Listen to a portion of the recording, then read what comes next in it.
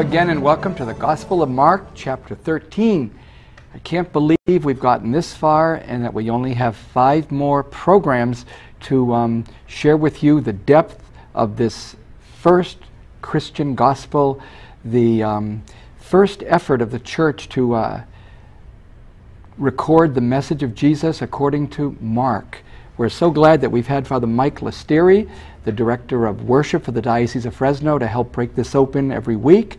And across from me, Dr. Robert Maldonado from California State University, Fresno, sharing his own depth as a professor, very skilled, Father Mike and Dr. Robert, with the Gospel of Mark.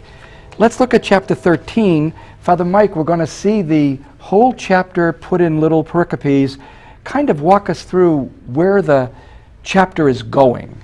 Well, this area, if you will, before the whole Passion is very much, if you will, looking to a future, but it's also looking beyond even present realities, as predicting, of course, the destruction of the temple, which Jesus really is a more symbolic than himself. Though, again, Mark writing later on, we'll have it. That community would have known so much of the violence that would be around the temple destructions. But then you have the apocalypse and all of the different stories around these apocalyptic stories. And again, the apocalypse, a veiled language, using language in terms that are hidden, have hidden meanings, have a whole another way of expression. And also, how do you deal when you are at the lowest bottom of society? You need a sense of knowing that there's going to be a power greater than yourself that somehow will justify you. And I think Jesus speaking for those who were powerless at the time. And certainly, again, apocalyptic literature serves them. It's veiled that there will be victory, and the victory will come at the end of all of this. And so it's Mark's way of kind of setting us up, if you will, with all of this before his own demise, Jesus' own demise.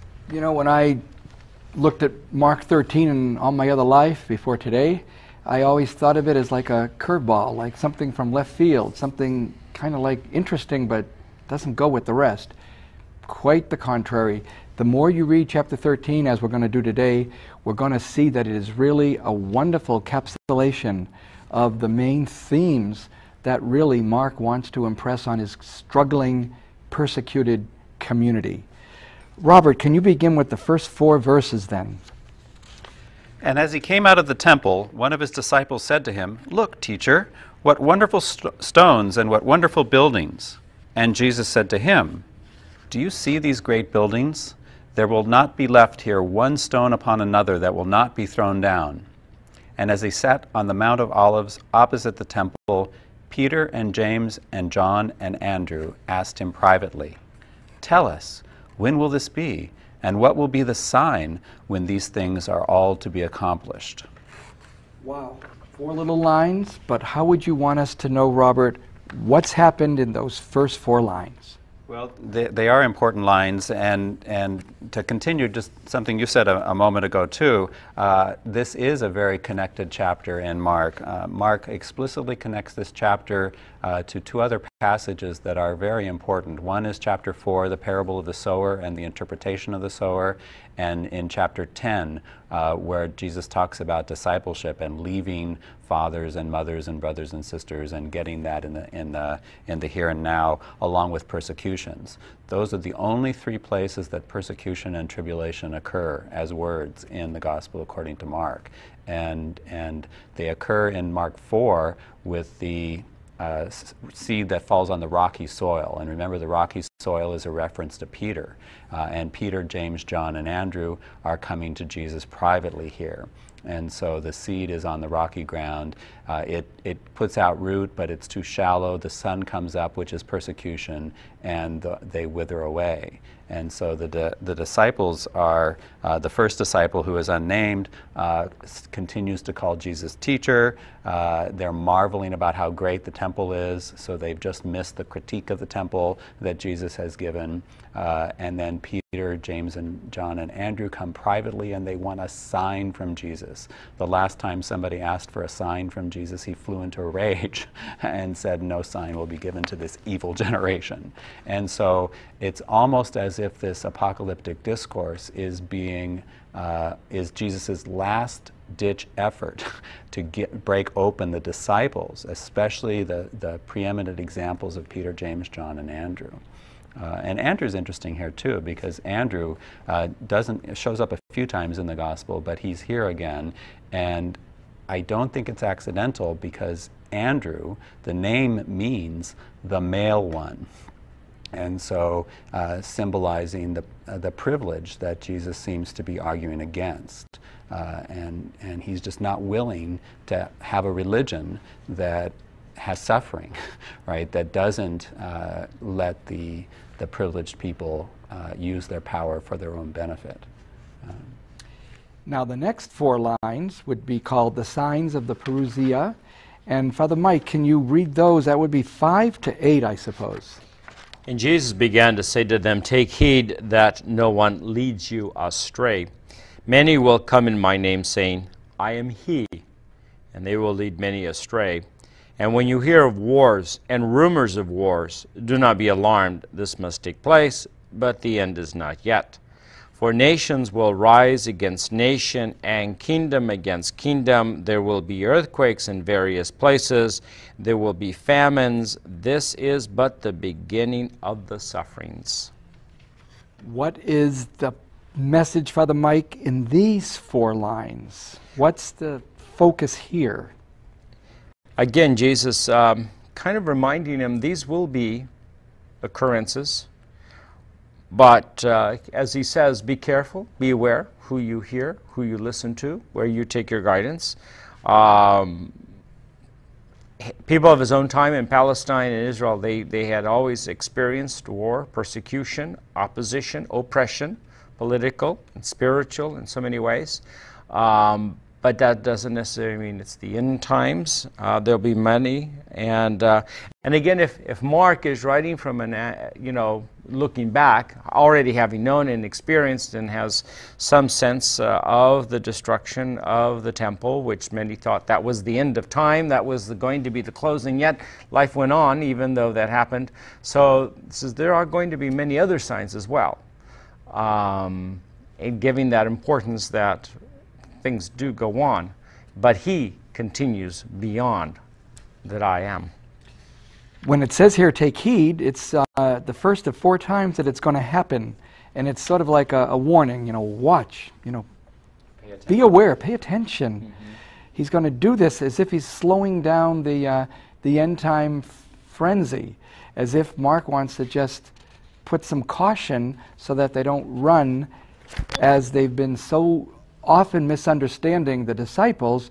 Now Mark is telling his own community, the disciples didn't model very well, but I want you guys, be aware, pay attention, heed.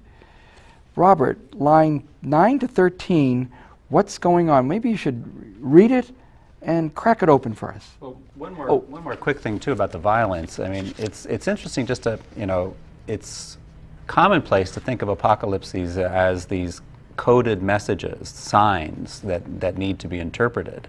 And if you think about what Mark has just introduced us to, Jesus has said, wars, famines, earthquakes, these have always been, and for the subsequent 2,000 years, they've continued. And so what kind of signs are something that is commonplace, right? So how would anyone have the ability to discern in those kinds of signs anything? This is a new earthquake, this is a different war, this is a different famine. It's a really curious thing how the typical pattern, or at least the stereotype pattern of apocalypse, is that you move from lack of knowledge to knowledge. Things are revealed, revelation. But Mark seems to take it the other way. There's presumed knowledge of the end of the plan of whatever, and it moves actually to ignorance. to no knowledge. We don't know when the end is going to be. We don't know how we would identify the Christ by the time Mark is going to get through here. But take heed to yourselves, for they will deliver you up to councils, and you will be beaten in synagogues, and you will stand before governors and kings for my sake, to bear testimony before them. And the gospel must first be preached to all nations, and they will bring you to trial and deliver you up. But do not be anxious beforehand what you are to say, but say whatever is given you in that hour, for it is not you who speak, but the Holy Spirit. And brother will deliver up brother to death, and father his child, and children will rise up against parents and have them put to death. And you will be hated by all for my name's sake, but the one who endures to the end will be saved. What have you just read? What does it mean? Is this telling us anything that we aren't very, very aware of with the destruction of Jerusalem, or what else is going on?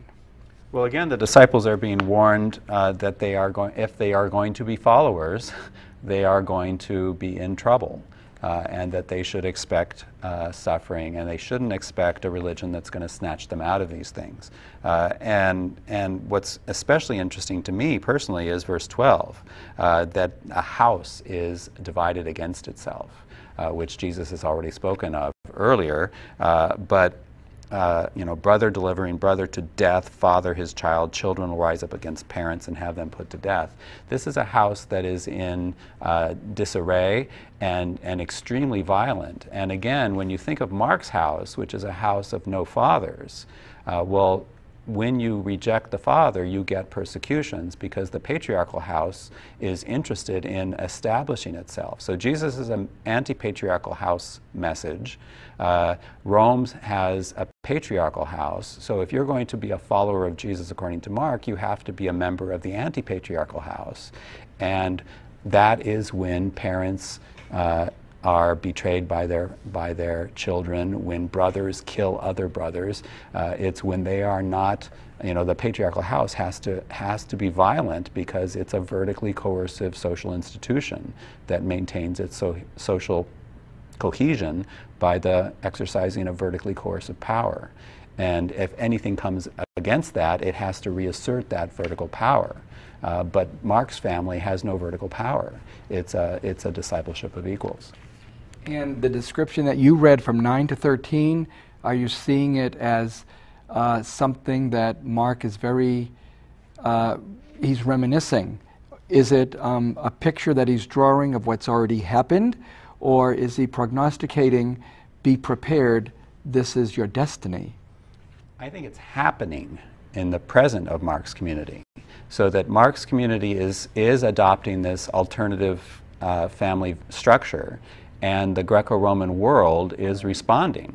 And it's like escaped slaves. You can't tolerate escaped slaves, because that will be an example that will then foster other slaves to escape. If you have men and women who are living in partnership of equality, that calls into question the hierarchy. And so the men are bad because they're not strong enough, the women are uppity, they're not in their proper place, and they're doing it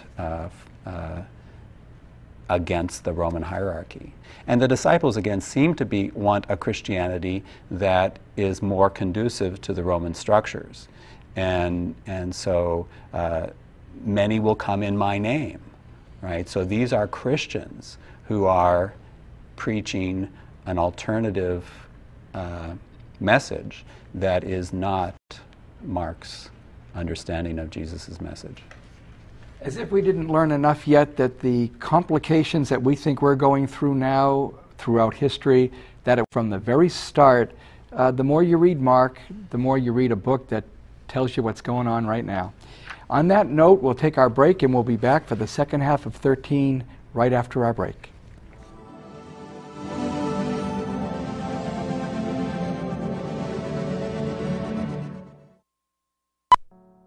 KNXT TV is proud to say thank you to all its viewers who have given their support for over 25 years. And only through your support is KNXT able to provide spiritual and informative programming.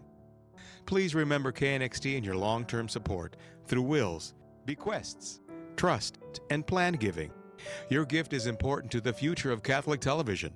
Help preserve the strength of KNXT's message based on the teachings of Christ. Keep KNXT in your future plans.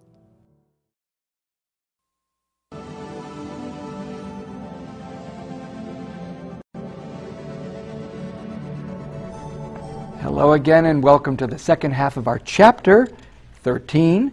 We're looking at verse 14 to 20. We're in the middle of that apocalyptic discourse of Jesus. Father Mike, can you share 14 to 20?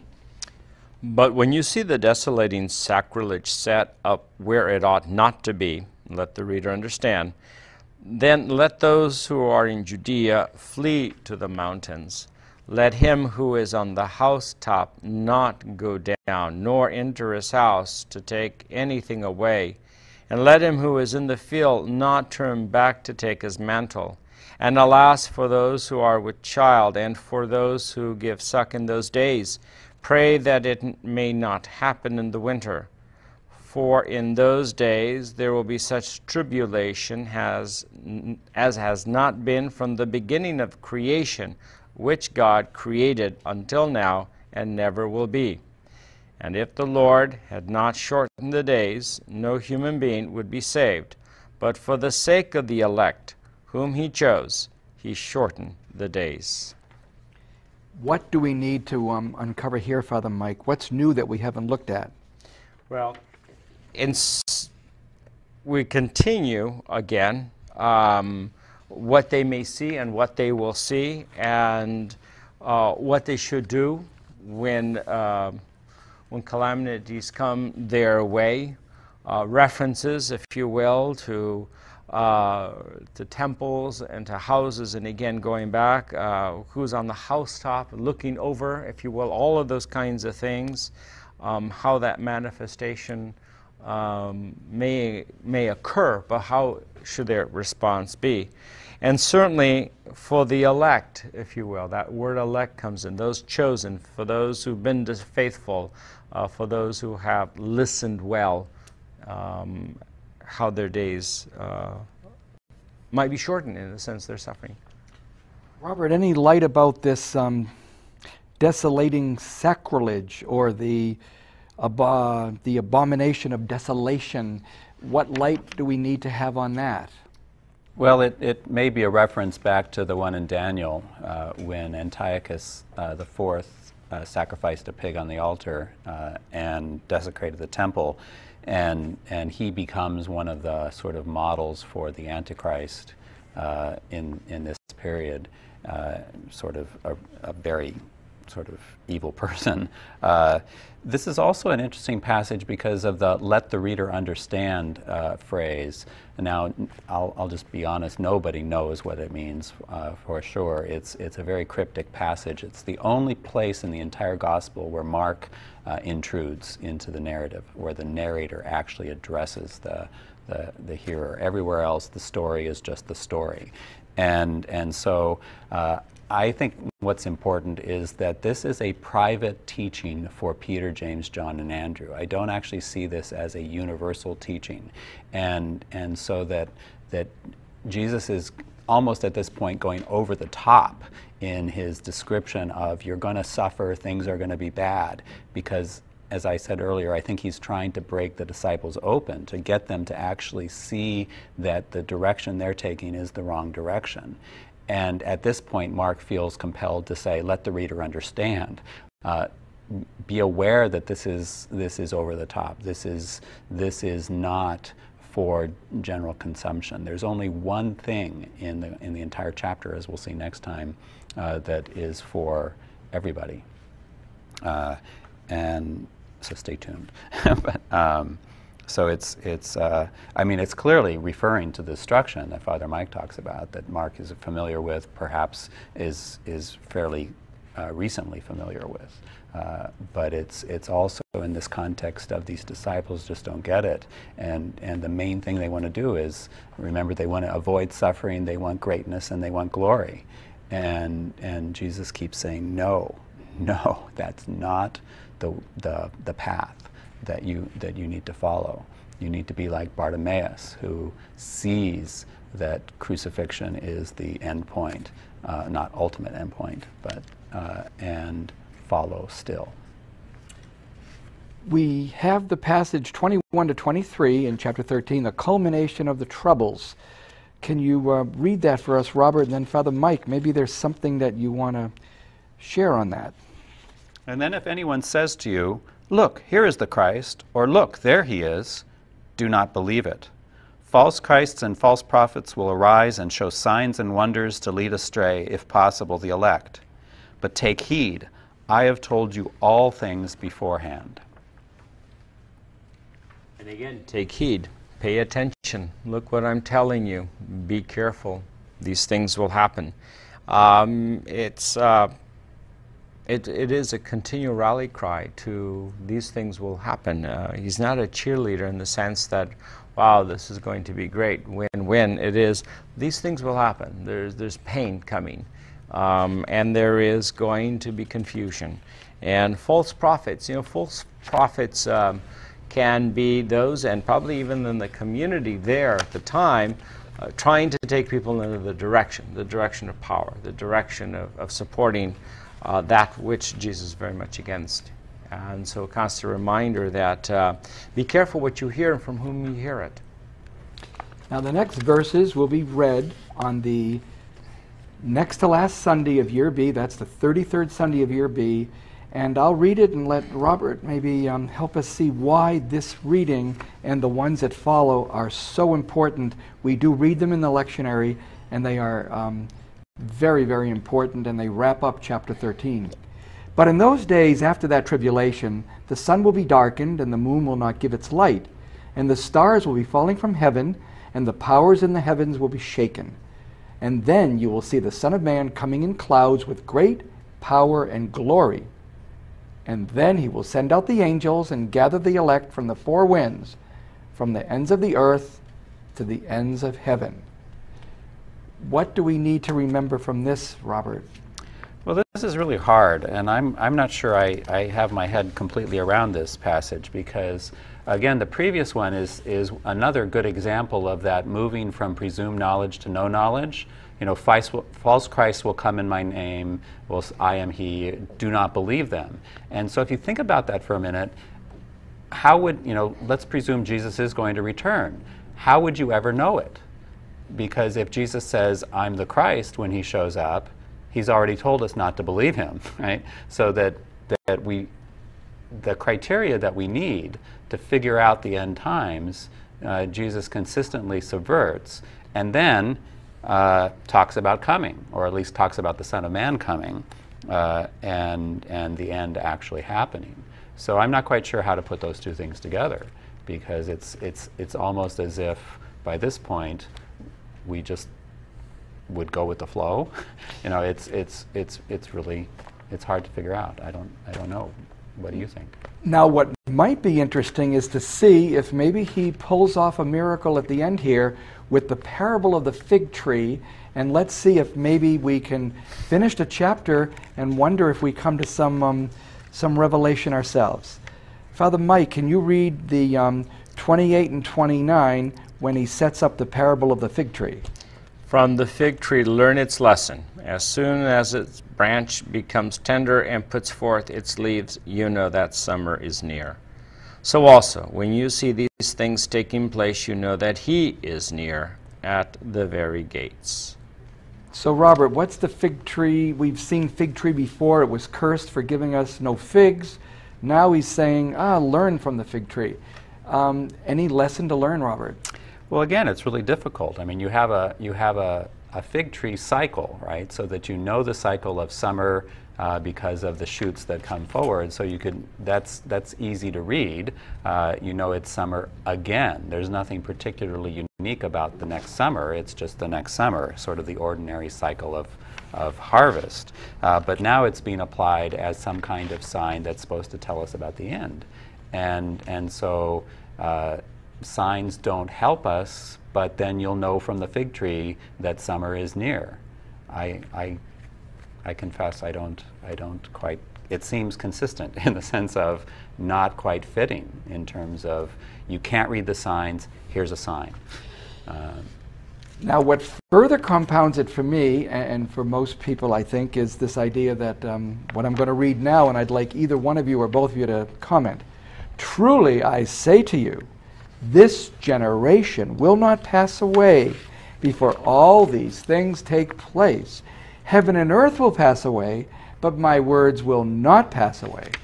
But of that day or that hour, no one knows, not even the angels in heaven, nor the Son, but only the Father. So is Mark telling us it's going to be in this generation, and then he has to live with the idea that he was wrong? Or what's going on here? Well, I think so many people thought that was it. I mean, Paul himself thought his own time was going to be the end. But as he kept living, and it's like, this ain't happening.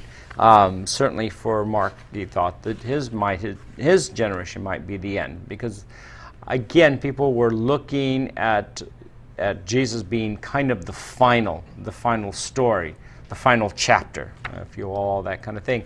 And so, but he wasn't. It wasn't. It went on, keeps going on. So how do you deal with that question?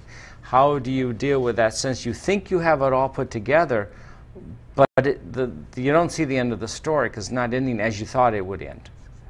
And I think more will take place.